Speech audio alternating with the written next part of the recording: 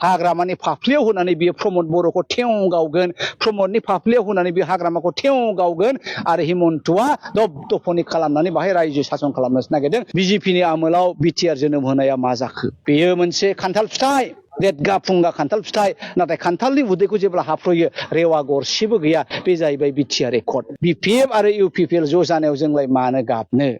दा गाबनांगौआ बिथांमोनासो साननांगौ जेब्लानाखि बिपिएफआ कंग्रेस एलायन्सआव दंमोन रह रह राजा फिसा बायदि रायजो खुंदोंमोन कंग्रेसनि थथा तरुण गगৈ देबनि अननायाव जेब्ला बिपिएफआ कंग्रेसखौ जोगारो गाद्दारि खालामो बिजेपिजों थाङो बिजेपिजों बल जोखोदावनाय बायदि जोखोदाव हरजाबाय आरो दिनै इउपिपिएलआ बिजेपिआव थानानै मा मावनो हाखो गावसिनि एकर्डनि इमप्लिमेन्टेसननि दफाखौ मोनसेबो खालामाखै दा नैबे दायनिफ्राय बारग'नो प्रमद माबा दिपेन बर'आ मोनसे कार्डसो गेलेदों आरो मा बर' रायजो राजाखौहाय हारिनि बाथ्रा बुंब्ला खौसेथिनि बाथ्रा बुंबा जोंनि थैया दुंग्लाबो नालाय नैबे जाहैबाय हिमन्त बिश्व शर्मानि फर्मुलाखौ हिमन्त बिश्व शर्मानि माउथपिससो दिपेन बर'नि बुंनाय बाथ्राया मालाबाबो सैथो नङा बाथ्राया रायजोफोर खोनासं एबाराव ओरैबायदि बिपद जाबाय हिमन्त बिश्व शर्माया आफार आसामाव उजनि अखमत गौरव गगৈ और बादे बेलेग खथाय नाय 10टानिफ्राय 15टा गौरव गगैया आफार आसामाव हारसिङैनो एमएलए लाबोगोन फारसेथिं लवार आसामाव नामुनि अखमत जोंनि एखेबारे जायान किलार रकिबुल हुसेना 10टानिफ्राय 11टा 12टा एमएलए खौ देरहाहोगोन जेबो फर्मुला गैया हिमन्त बिश्व शर्माया बेखायनो बिथाङा बिटिआर नि बे 15टा एमएलए खौ टारगेट खालामदों आरो मा बिपिएफ आरो इउपिपिएल खौ ज' होनफ्लानानै बिथांमोनखौहाय फिर खनसेबाव गोदोना सेरनानै हाजि दग्लानि सिगुननि जानाय आदारखौ सेख'नाय बायदि जानायनि फर्मुलासो बावहाय जेबो सैथोथा आरो इमोसन बिबेक जानांगौनि बाथ्रा गैया खनसेबाव हिमन्त बिश्व शर्माया बिपिएफ आरो इउपिपिएल खौ थगायनोसो नागिरदों बिबारा बेनोथ' बुद्धिया बेना आखला बेबायदिनोथार हिमन्तआ एखे मालाय हालौनायाव एखे सैमानि आगान अमा हालौनायाव सैमानि आगान बेनि अनगायै जेबो नङा रायजोफोर साबधान बे बिजेपिआ सारा भारतखौ धंस खालामबाय नै रायजोफोर माबा स्मार्ट मिटार आंना मासाव मा जायोमोन आवगायनि मिटारावहाय 400निफ्राय 800 एबार 4,500 फैदों मैया दाखालि मोनसे निउसाव नायदों बिहाराव सासे एखे दरिद्र बिपिएल फेमिलिनि व्यक्ति 31 लाखनो बे स्मार्ट मिटार जाखारदों बे बिजेपिआ गोदोनि जमिनदार शासनखौ लाबोफिननो नागिरदों लैंडलर्ड शासनखौ बिथांमोना लाबोफिननो नागिरदों बेखायनो the common people must be aware This is the design of Mr. Himanta Biswa Sharma that he want to rule us. जोंनि फाफ्लियाव गाखोनानै जोंनि फाफ्लियाव होनानै सोरखौबा गावनोसो टारगेट लादों हाग्रामानि फाफ्लियाव होनानै बियो प्रमद बर'खौ थेव गावगोन प्रमदनि फाफ्लियाव होनानै बियो हाग्रामाखौ थेव गावगोन आरो हिमन्तआ दबदफनि खालामनानै बाहाय रायजो सासन खालामनोसो नागिरदों नाथाय कंग्रेसआ मालाबाबो बिदि नङा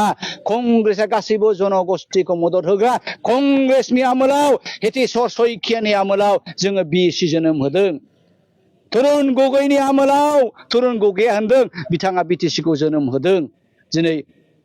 बिजेपिनि आमोलाव बिटिआर जोनोम होनाया मा जाखो बेयो मोनसे खान्थाल फिथाइ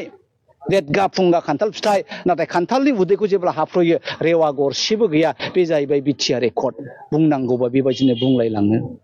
रुपस्रिनि नाम सोलायनाया बियो प्रमदनि आइडिया नङा रूपश्रीनि नाम सोलायनाया दिपेननि आइडिया नङा बे रूपश्रीनि प्रथम नाम सोलायनायनि आइडियाखौ गर्जन मोसाहारिया जेब्ला पिपल जयेन्ट एक्शन कमिटिनि चिफ कनभेनरमोन नैबे रूपश्रीयाव बानायबाय थानाय समावहाय एक्शन कमिटिनि 10 जन 12 जन मानसिखौ लानानै आं फैदों जे रूपश्रीया मोनसे जारिमिनारि बेखायनो बे नामखौ जोङो एसे सोलाय सोल' खालामनि रूपश्रीया रूपश्रीनि थाबाय थागोन नामखौ जोङो गाबज्रिगोन आङो आंनि माबायावबो फेसबुकाव हगारना होदों जे जोङो 1 नाम्बार चइस 2 नाम्बार चइस 1 नाम्बार चइसआ जाहैबाय गुरुदेव कालीचरण ब्रह्म रूपश्री एयारपोर्ट आरो 2 नाम्बार चइसआ जाहैबाय जोहोलाव नीलेश्वर ब्रह्म रूपश्री एयारपोर्ट कारण जोहोलाव नीलेश्वर ब्रह्मनि नामाव गोबां जेबायदि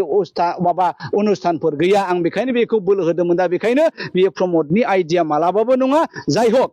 बिथाङा जे रुपसिनि खोथाखौ बुंदों बिनि सिगां बिथाङा बै एनडिबिफोरनि जेलाव जोबजानायनि खोथाखौसो बुंनांगौमोन खारन बिथाङाबो आन्दोलनकारि बे रुपसिनि खोथा बुंनायनि सिगां बिथाङा मा बुंनांगौमोन जे बिथांनि बै बिटिआर एकर्डनि दफाफोरा मानो इमप्लिमेन्ट जायाखै गामिया मानो दाबोनो हाबाखै नैबे खोथाखौसो बुंनांगौमोन दा बिथाङा बेफोर खोथाखौ बुङामायानो मालाय आसमल मावखोन्दा आद्रा खामानिखौसो हिन्दी जे इंलिस जाया मबाइलाव नायला बोदलाबायना बुंबाय बेफोरनो जाहैबाय बेसेबां लासिं सिं